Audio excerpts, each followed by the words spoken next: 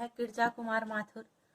गिरजा कुमार माथुर का जन्म सन 1918 में गुना, मध्य प्रदेश में हुआ। प्रारंभिक शिक्षा झांसी, उत्तर प्रदेश में ग्रहण करने के बाद उन्होंने MA अंग्रेजी व LLB की उपाधि, वकालत की उपाधि लखनऊ से अर्जित की। शुरू में कुछ समय तक वकालत की, बाद में आकाशवाणी और दूरदर्शन में कार्यरत हुए। उनका निधन सन 1994 में हुआ। गिरजा कुमार माथुर की प्रमुख रचनाएं हैं नाश और निर्माण, धूप के धान, सिकाफंक चमकीले, भीतरी नदी की यात्रा, काव्य संग्रह, जन्म कैद नाटक, नई कविता, सीमाएं और संभावनाएं, आलोचना। नई कविता में कवि गिरजा कुमार माथुर रोमानी मिजाज के कवि माने जाते हैं। वे विषय की मौलिकता के पक्षधर तो हैं, परंतु शिल्प की विलक्षणता को नजरअंदाज करके नहीं, चित्र को अधिक स्पष्ट करने के लिए वे वातावरण के रंग को भरते हैं। वे मुक्त छंद में ध्वनि साम्य के प्रयोग के कारण तुक के बिना भी कविता में संगीतात्मकता संभव कर सके हैं। भाषा के दो रंग उनकी कविताओं में मौजूद हैं। वे जहां रोमानिक कविताओं में छोटी छोटी ध्वनि वाले बोलचाल के शब्दों का प्रयोग करते हैं, वहीं क्लासिक मिजाज की कविताओं में लंबी और गंभीर ध्वनि वाले शब्दों को तरजीह देते हैं, उसको प्रमुखता देते हैं।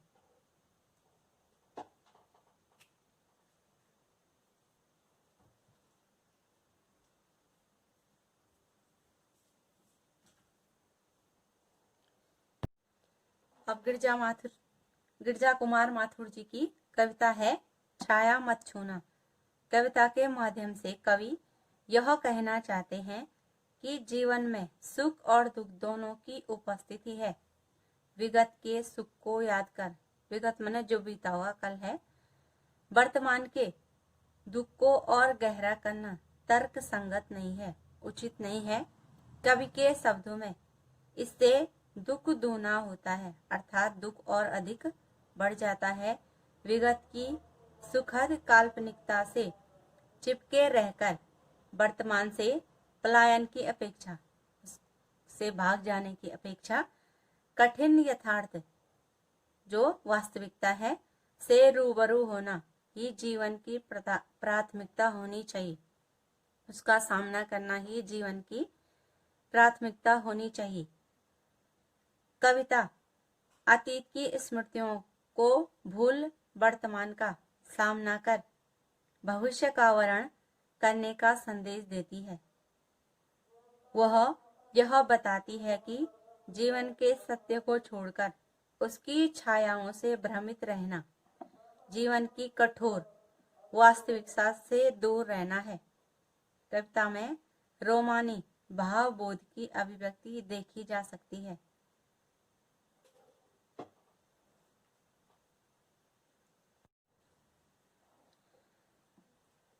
गिरजा कुमार माथुर जी की कविता है छाया मत छूना, अर्थात विगत को कभी भी याद मत करना।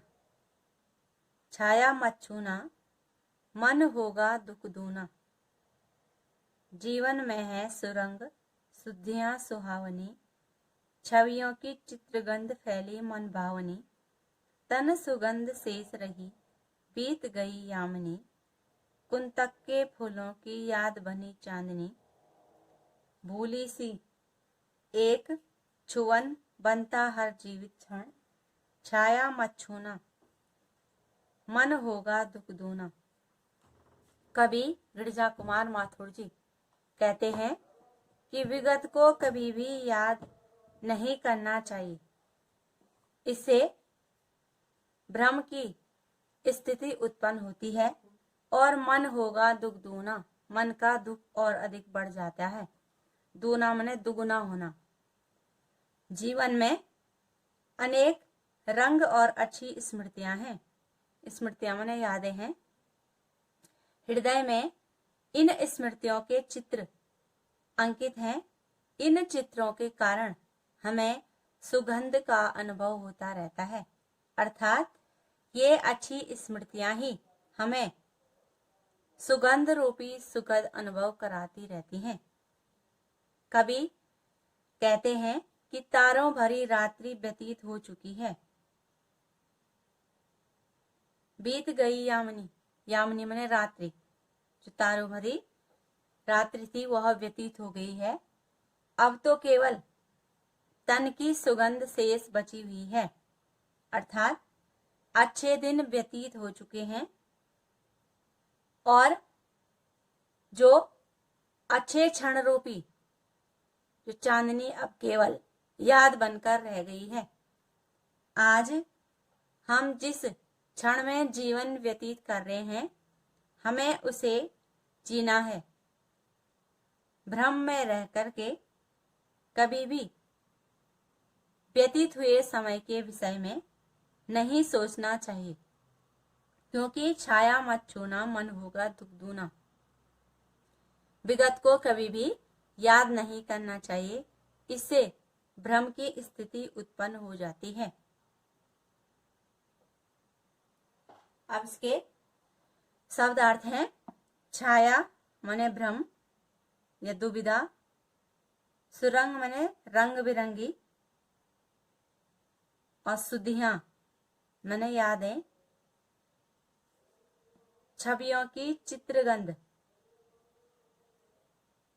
माने चित्र की स्मृति के साथ उसके आसपास की गंध का अनुभव, मन भावनी मन को अच्छी लगने वाली, यामिनी तारों भरी चांदनी रात, कुंतक लंबे केस, जीवित क्षण जीता जागता अनुभव जो हमने जीवन में महसूस किया है। अब इसके प्रश्न है कि कवि और कविता का नाम लिखिए। तो कवि का नाम हो गया गिरजा कुमार माथुर, कविता का नाम हो गया छाया मत छूना। दूसरा प्रश्न, पद्यांश का भावार्थ लिखिए। तो भावार्थ जो हमने अभी अर्थ पढ़ा। तीसरा, पद्यांश का काव्यगत सौंदर्य स्पष्ट कीजिए। काव्यगत सौंदर्य में पहला हो गया, पद्यांश में सरलता और सादगी है। नई कविता की सपाट बयानी भी यहाँ है, उसको हम ठीक प्रकार से पढ़ सकते हैं, क्योंकि मुक्तक छंद का कवि ने इसमें प्रयोग किया है। अगला हो गया कि प्रकृति का बिंब विधान सुंदर दिखाई देता है। कवि का ध्येय है, उसका उद्देश्य है कि अतीत की स्मृतियों को भूलकर वर्तमान का सामना कर भविष्य का वर्णन करना चाहिए। जो आगे वाली जो बची हुई जिंदगी है उसका हमें वर्णन करना चाहिए, उस जिंदगी को हमें जीना चाहिए। अगला प्रश्न है, विगत को क्यों याद नहीं करना चाहिए। तो विगत को याद करने में भ्रम की स्थिति उत्पन्न होती है और भ्रमवश आदमी लक्ष्य प्राप्ति की ओर अग्रसर नहीं हो पाता है। अगला प्रश्न, छाया किसका प्रतीक है। तो छाया बीते हुए जीवन की सुखद स्मृतियों का प्रतीक है, जिसे वर्तमान में नहीं छुआ जा सकता और मृग तृष्णा की भांति वे हमें केवल भ्रमित कर सकती हैं। जिस प्रकार मृग पानी के भ्रम के कारण भागता रहता है राजस्थान में भालू को देख करके, उसी प्रकार हम भी जो विगत की स्मृतियां हैं उसके पीछे भ्रम के कारण भागते रहते हैं। अगला, कुंतक के फूलों से कवि का क्या आशय है। कुंतक के फूलों से कवि का आशय विगत जीवन में जो अपने प्रिय के साथ चांदनी रात में बिताए गए सुखद क्षणों की स्मृतियों से है। जो वर्तमान में भी ताजा बनी हुई हैं, जो व्यक्ति भूला नहीं है और जिन्हें कभी अब तक भी नहीं भूल पाए हैं। वह विगत जीवन में अपने प्रिय के केसों में गुथे हुए फूलों की गंध की तलाश वर्तमान जीवन में करना चाहता है। वह जब भी चांदनी रात को देखता है तो उन पलों को फिर से जीने की एक टीस उसके मन में उठती है कि काश आज प्रिया फिर उसी रूप में उसके समीप होती। अगला प्रश्न, वर्तमान जीवित क्षण को कवि किस रूप में जीने का संदेश दे रहा है? कवि वर्तमान में प्रत्येक जीवित क्षण को इस रूप में जीने का संदेश देता है कि भविष्य के लिए एक मीठी याद बन जाए जिसे हर समय जीने को मन करता रहे।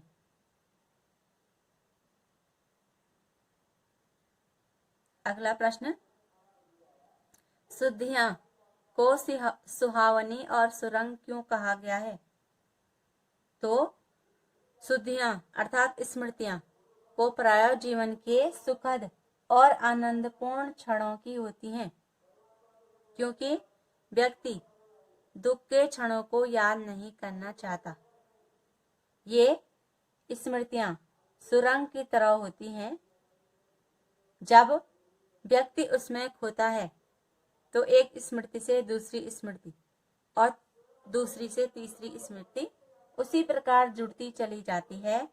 जिस प्रकार व्यक्ति किसी सुरंग में जैसे जैसे घुसता चला जाता है, उसमें एक से दूसरी और दूसरी से तीसरी सुरंग खुलती चली जाती है और व्यक्ति की जिज्ञासा, जो जानने की इच्छा है, उत्सुकता और उन सबको जान लेने का सुख और संतोष चरम की ओर अग्रसर होता है।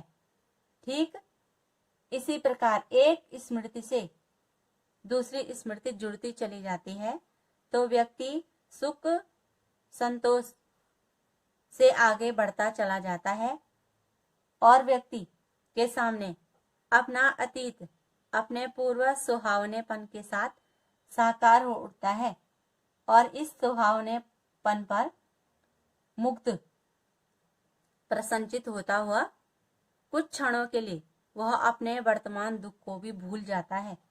इसलिए कवि ने सुधियों को सुहावनी और सुरंग कहा है, जो सर्वथा उचित है। अगला प्रश्न है, हर जीवित क्षण भूली सी एक छुअन कैसे बन जाता है?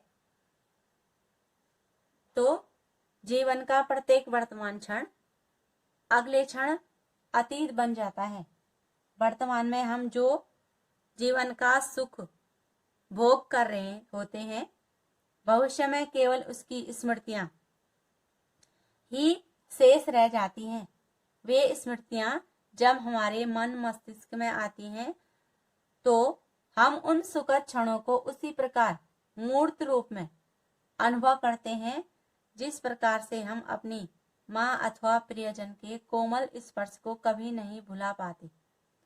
उस स्पर्श की छुअन हमारी स्मृतियों में सदैव ताजा बनी रहती है।